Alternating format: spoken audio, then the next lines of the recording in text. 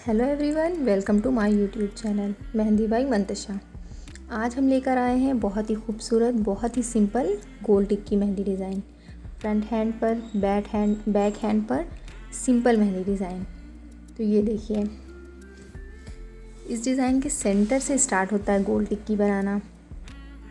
ये लोटस बहुत ही खूबसूरत, बैक हैंड पर ये डिज़ाइन बहुत ही अच्छी लगती है। फिंगर पर भी छोटे छोटे डिज़ाइन बनाए गए हैं। आपको देखने में बहुत ही खूबसूरत लग रहा है। आप इसे कहीं भी कभी भी लगा सकते हैं। बहुत ही इजी मेहंदी डिज़ाइन है।